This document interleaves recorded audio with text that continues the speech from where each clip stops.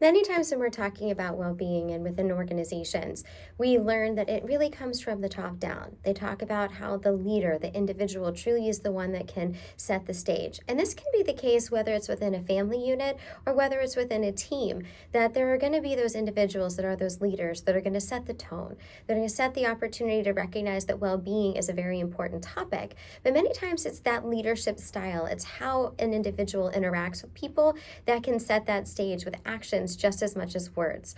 Knowing that for the leader, that person is truly the catalyst to get problems solved.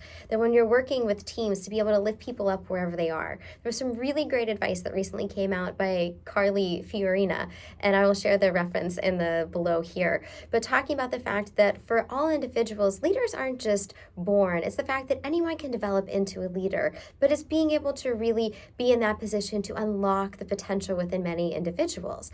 As a leader, to impact people's well-being, for them to feel supported and believed in, to have that balance of support and autonomy, but it really incorporates the necessity to have empathy, humility, and collaboration from teams.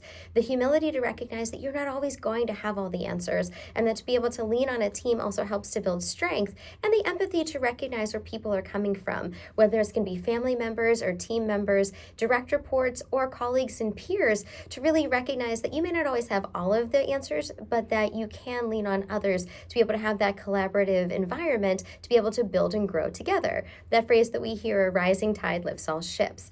Also, we know that for leaders, being able to see the opportunities and the possibilities, where it's that balance between having the realism and recognizing that there could be difficulties and struggles, but also having enough of that optimism to be able to push the team forward, to be that encourager, and to recognize that while it's important to be grounded in reality, it's also important to hope and to dream, to be able to propel forward where the team really wants to go. Have that optimism that just because there are difficulties doesn't mean that they aren't opportunities to be solved, that there aren't solutions out there, and that the human potential truly is that limitless resource that many organizations have.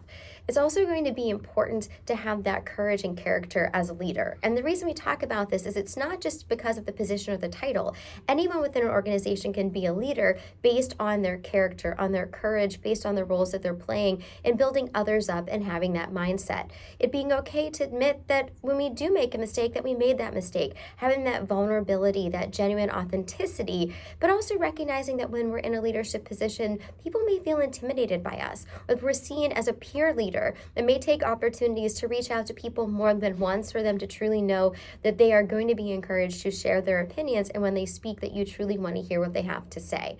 And remembering that not everybody may always like what you have to say as a leader or the choices that you make, but that you can truly be defined by what you choose, how you act, and again, how you're able to unlock that potential in other people. So it's going to come down to knowing to do the right thing, even when it may be difficult, but to encourage others. And when others are being successful, the team will as well. Be well.